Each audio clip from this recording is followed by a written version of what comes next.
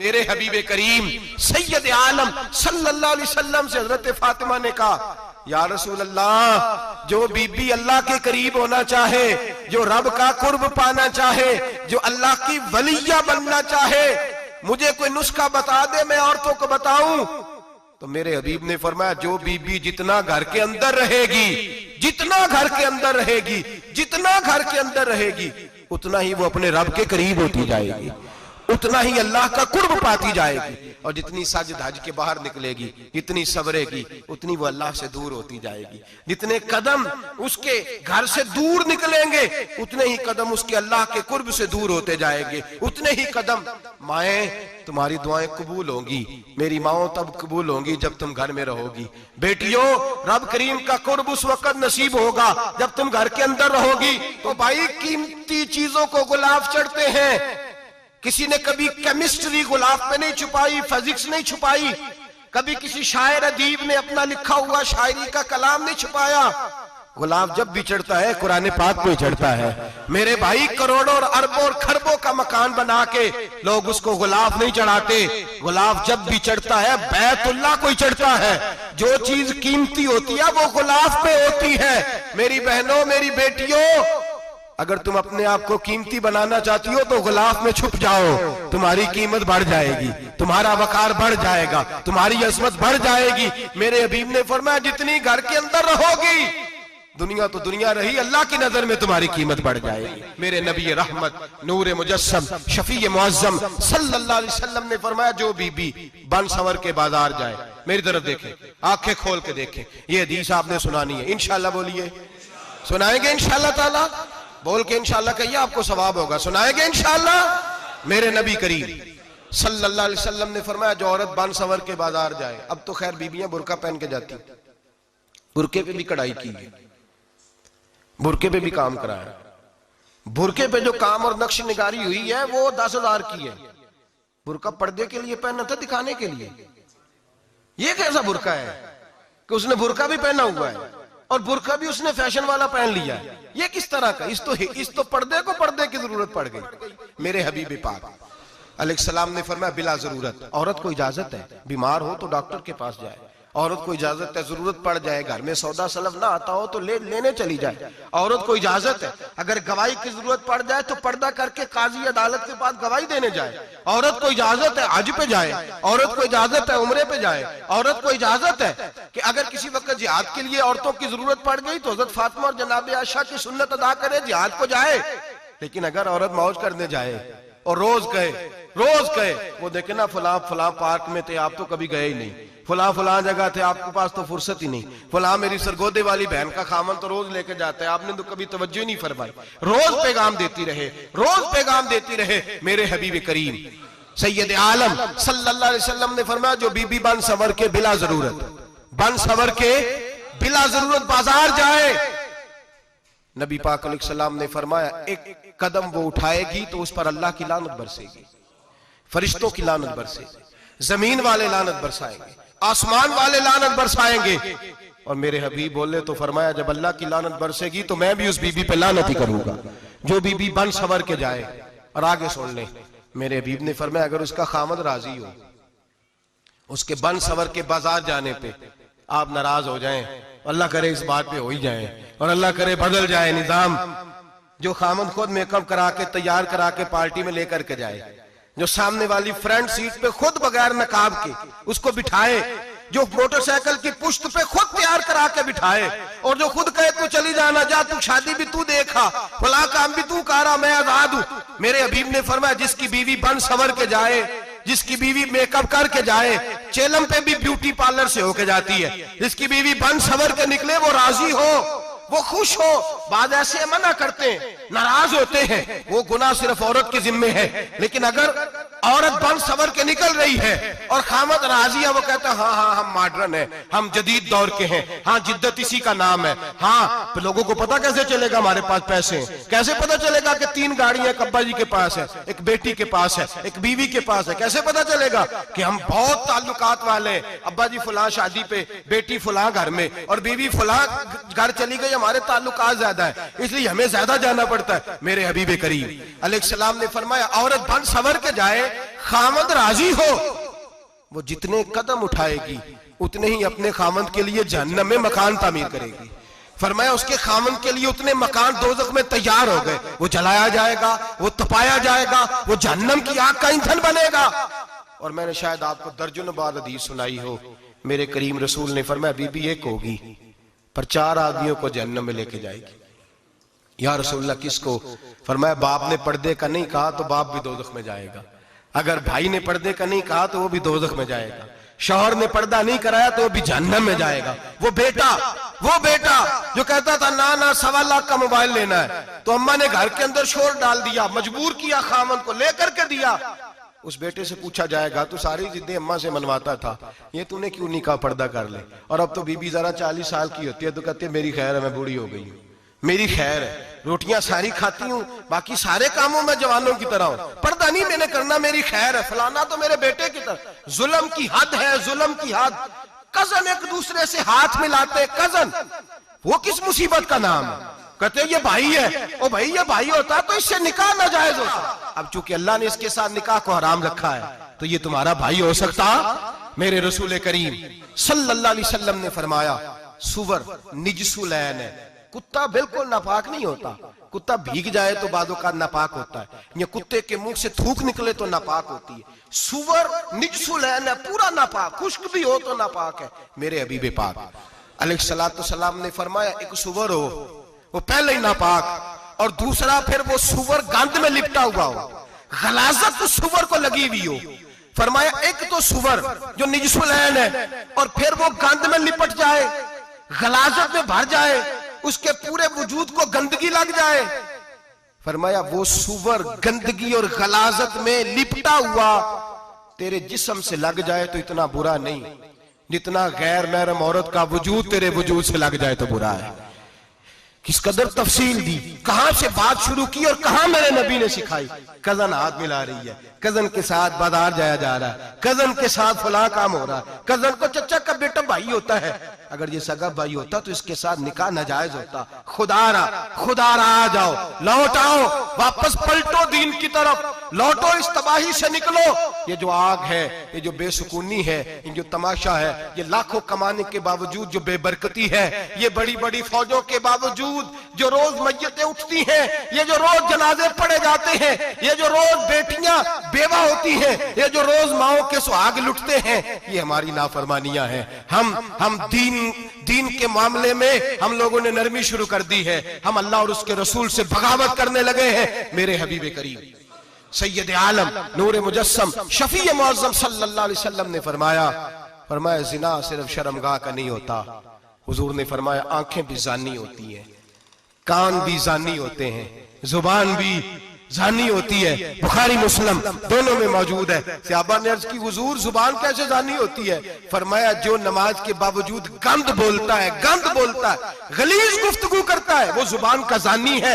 और फरमाया जो रोज गंद देखता है, वो जितनी मर्जी तजते पड़े, वो आंख का जानी है। और जो गंदी बातों में लज्जत महसूस करके सुनता है, वो जितना मर्जी रोज उठ के मस्जिद में झाड़ू दे, वो कानों का जानी है। मेरे नबी ने फरमाया आंख का जिना भी छोड़ दो, कान का जिना भी, बोलिए कान का जिना भी, जुबान का जिना भी।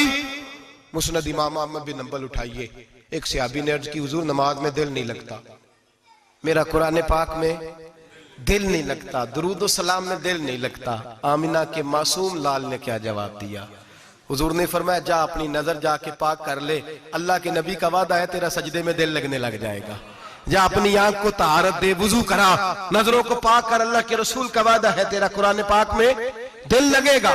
जा जाके अपनी नजर को पाक कर, वादा है तेरी जुबान पे दुरूद सलाम जारी हो जाएगा, अल्लाह का जिक्र जारी हो जाएगा। मेरे भाइयों, औरत का पर्दा, औरत का हिजाब दीन में उसी तरह फर्ज है जिस तरह नमाज फर्ज, जिस तरह रोजा फर्ज है, जिस तरह ज़कात फर्ज है, उसी तरह औरत का पर्दा भी फर्ज है। अगर किसी घर में औरत पर्दा नहीं करती, उस घर के मकीन सारे अल्लाह के हुजूर जवाब दे हैं। मेरे हबीब करीम अलैहिस्सलाम ने जिस औरत को पसंद किया, जिस औरत की तारीफ की, जिस औरत की बाबत मेरे नबी ने इरशाद फरमाया, और बड़े खूबसूरत लफ्ज हैं, साहिब अहकामुल कुरान ने लिखे हैं। मेरे हबीब पाक ने सहाबा की महफिल सजाई, मजमा खचाखच मस्जिद भर गई।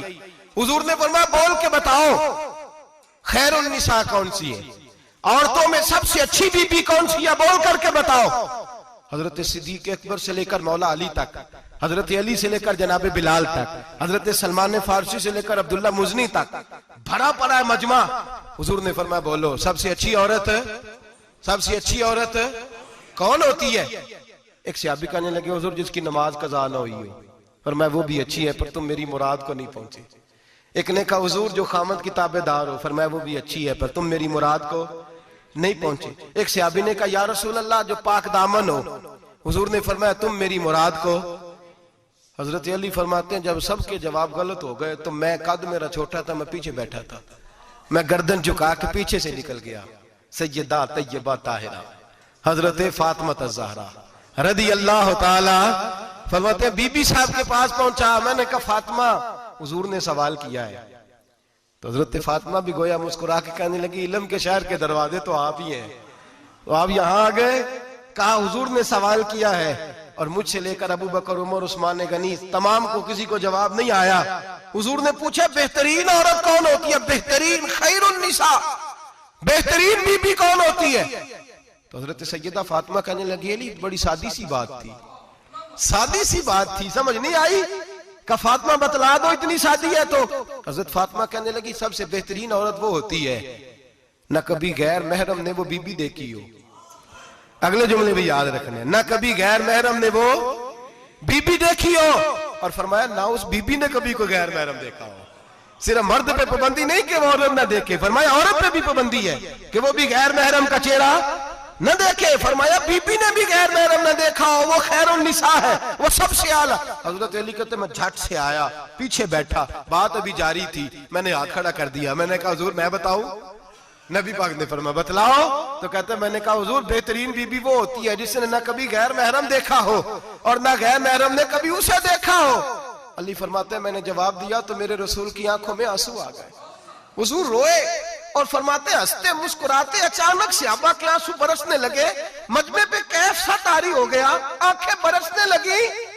हम लोग हुजूर के रोने पर सख्ते में आ गए। नजर उठाई तो जवाब तो मैंने दिया था, तारीफ मेरी होनी चाहिए थी, शाबाश मुझे मिलनी चाहिए थी। मेरे हबीब ने रो के आंसू पूछ के फरमाया मैं तुम्हें कहता नहीं अल फातिमा तो बिदा तो मिन्नी, फातिमा वाकई मेरे जिगर का टुकड़ा है, फातिमा मेरे वजूद का हिस्सा है, मैं तुम्हें कहता नहीं रहता। कहा फातिमा मेरे जिगर का टुकड़ा है। हजरत अली फरमाते हैं सहाबा मेरी तरफ देखने लगे और कहने लगे अली जवाब तू दे, शाबाश बीबी साहबा को मिले। तो कहते हैं मैंने कहा हुजूर रोए हैं तो आंसू मेरे भी छलक ही पड़े हैं। फरमाने लगे लफ्ज मेरे हैं पर सोच उस बेटी के है जिसकी तरबियत मोहम्मद अरबी ने फरमाई है। फरमाया जुमले मेरे हैं, नाकिल मैं हूं, बात मैं बयान कर रहा हूं, लेकिन पीछे सोच उस नूर वाली बेटी की है जिसको अपने घर के अंदर रह के आंगन में रख के रसूल पाक ने परवरिश फरमाई। हजरत फातिमा फरमाती हैं हजरत अली मेरे पास दौड़े आए और कहने लगे फातिमा चल मस्जिद, पता नहीं हुजूर को क्या हो गया है। हुजूर रो रो के बेहाल हो गए और हुजूर उजरे में रो रहे हैं और हिचकियों की आवाज मस्जिद में आ रही है। चल जरा चल के हुजूर की बात देख क्या हुआ है, हमारी तो ताकत नहीं अंदर जाने की। सैयदा तैयबा ताहिरा हजरत फातिमा झट से पर्दा ओढ़ा, हाजिर खिदमत हुई, अंदर गई। कहती हुजूर के कंधे पे हाथ रखा तो महबूब बेटी के हाथ की ठंडक महसूस की, सर सजदे से उठाया। फरमाया फातिमा आ गई हो? हुजूर आई। फरमाया चल बेटी तू भी हाथ उठा और मेरी उम्मत की बेटियों के लिए दुआ मांग। चल तू भी हाथ उठा, मेरी उम्मत की बहनों माओं के लिए दुआ मांग।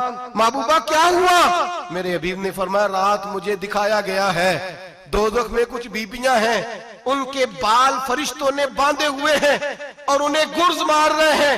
वो चीखती चिल्लाती हैं और मदद के लिए पुकारती हैं, वो बड़ी तकलीफ में हैं।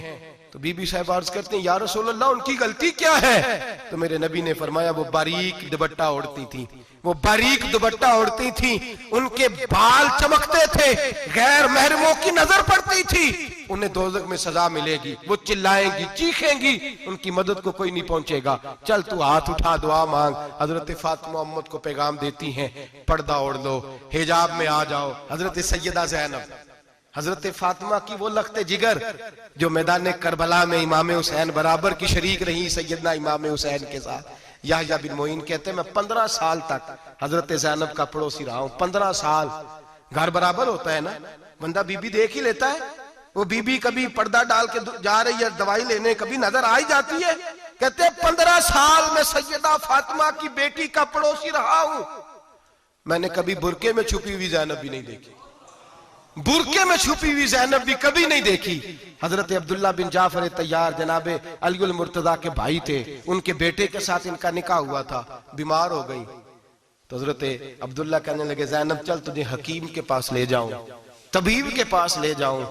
तो हजरत ज़ैनब कहने लगी आप जाइए मेरा हाल बता के दवाई ले आइए।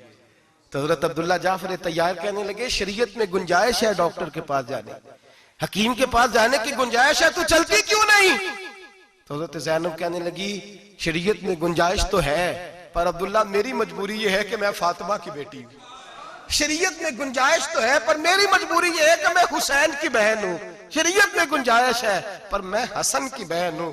शरीयत में बड़ी गुंजाइश है पर लोग मुझे मोहम्मद अरबी की नवासी कहते हैं। गुंजाइश तो है पर मैं नहीं ना निकल सकती, इसलिए कि जितना कोई अपने आप को दीन के करीब जानता है उतना उसके पैरों में शरीयत की जंजीरें ज्यादा होती हैं। तो जनाब सैयदना अब्दुल्ला कहने लगे अगर तू पर्दा कर गई, अगर तू चली गई, तो फरमाने लगे ये तो अल्लाह की मशीयत है, तू दवाई ला दे ताकि मैं खा लूं, और अगर मैं चली गई तो मैं अपनी माँ से जाके कहूंगी कि अम्मा सारी तकलीफें मैंने छाती पे बर्दाश्त की हैं पर मैंने तेरे पर्दे पर आंच नहीं आने दी। मेरे भाई ये उसवा नूर है, ये उसवा हसना है, ये हमें सिखाया जा रहा है। मेरे हबीब करीम की बीवियों का ये हाल था, बीवियों का अपने घर के आंगन में हजरत आयशा सिद्दीका, हजरत सौदा जनाब अफसा अपने सेन में जब बैठती थी ना तो दीवार की तरफ मुंह करके बैठती थी, दीवार के साथ लग के दीवार की तरफ। बीबियां अपने घर के अंदर भी दीवार की जानिब मुंह करके बैठती थी। लोग पूछती, बीबियां पूछती कि अपने घर में भी दीवार को मुंह करने का मतलब? कहती हो सकता है कुछ छत पे चढ़े अचानक नजर पड़े, तो हम चाहती हैं फिर भी हमारा चेहरा नजर ना आए उसे, फिर भी हमारा चेहरा नजर, हम अपने घर के अंदर भी पाबंद रहती हैं कि हमारे चेहरे नजर ना आए। खुदारा बड़े पैसे जिंदगी में लुटाए हैं, 1000 1500 बुरके पे भी खर्च करो, वो घर ले जाओ, वो अम्मा को भी दो, बहन को भी दो, बीवी को भी दो, उसको कोई ये पहन ले। इसलिए कि जब तो हजरत फातिमा के तरीके का पर्दा करेगी तो तेरे आंगन में सैयदा ज़ैनब की तरह की बेटियां पैदा होंगी, वो उस सुन्नत पे चलने वाली बेटियां तेरे आंगन में आएंगी। खुदारा खुदारा मेरे भाई आज ये नियत करो, ये इरादा करो और अपने घरों को पर्दे का पाबंद बनाओ। अगर एक बेटी पर्दादार हो गई तो कई खानदान पर्दादार हो जाएंगे, अगर एक बेटी पर्दादार हो गई तो कई घराने संवरेंगे, कई जगह पे नूर फैलेगा। ऐ अर्श के मालिक, ऐ मेरे महबूब के खुदा, तुझे वास्ता है मेरे महबूब की बीवियों का और तुझे सदका हुजूर की शहजादियों का। ऐ अल्लाह इतना करम बरसा, इतनी रहमत बरसा कि मेरे वतन की बेटियां और मेरे वतन की माएं बहनें बच्चियां ये समझ जाएं कि हमारी निजात सिर्फ हजरत फातिमा के बुरके में है।